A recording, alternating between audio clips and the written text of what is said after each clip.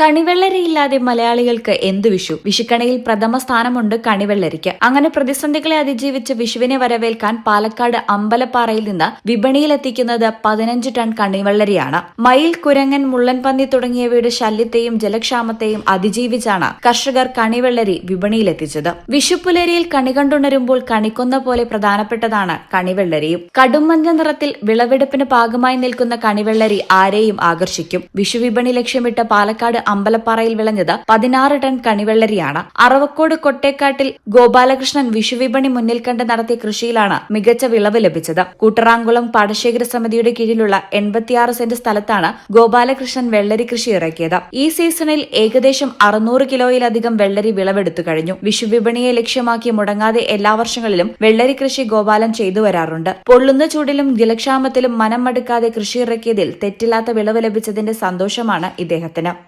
ആശ്രയ പച്ചക്കറി സംഘത്തിൽ ഞങ്ങൾ 20 പേര് കൃഷി ചെയ്യുന്നുണ്ട്. അപ്പോൾ ഈ വിഷു കണക്കാക്കിയിട്ടാണ് വെള്ളരി ചെയ്യൽ. അപ്പോൾ അതിൽ തെറ്റില്ലാത്ത അളവ് കിട്ടിയിട്ടുണ്ട്. മിതമായ വില കിട്ടുമെന്ന് വിചാരിക്കുന്നുണ്ട്. അങ്ങനെയാണ് ഇപ്പോൾ എല്ലാ സമയത്തും ഞങ്ങൾ പ്രതീക്ഷിക്കാറ്. വിളവെടുത്ത വെള്ളരികൾ ഒറ്റപ്പാലത്തെ മൊത്തവ്യാപാര കേന്ദ്രങ്ങളിലേക്കും അമ്പലപ്പാറ പ്രദേശത്തെ ചില്ലറ വ്യാപാരികൾക്കുമായാണ് നൽകുന്നത്. ഗോപാലകൃഷ്ണൻ ഉൾപ്പെടുന്ന ആശ്രയ പച്ചക്കറി സംഘവും ഇത്തവണ വലിയ തോതിലുള്ള കൃഷിയാണ് നടത്തിയത്. 18 അംഗങ്ങളടങ്ങുന്ന ഈ കൂട്ടായ്മ 7.5 ഏക്കറിലായി നടത്തിയ കൃഷിയിൽ നിന്നും 15 ടണ്ണോളം വെള്ളരി വിളവ് ലഭിച്ചു. പത്തിരിപ്പാല, ഒറ്റപ്പാലം എന്നിവിടങ്ങളിലെ മൊത്തവ്യാപാര കേന്ദ്രങ്ങളിലേക്കും അമ്പലപ്പാറയിലെ ചില്ലറ കച്ചവടക്കാർക്കുമായി ഇവ വിതരണം ചെയ്യും. വിഷുക്കാലത്ത് വിപണിയിൽ മികച്ച വില ലഭിക്കുമെന്ന വലിയ പ്രതീക്ഷയിലാണ് ഈ കർഷക കൂട്ടായ്മ.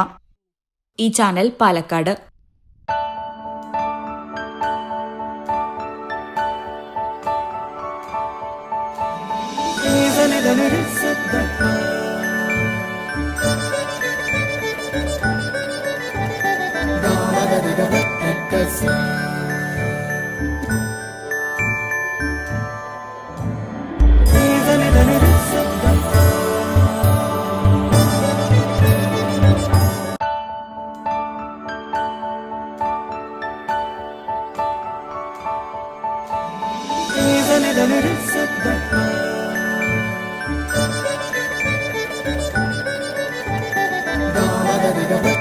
Yes.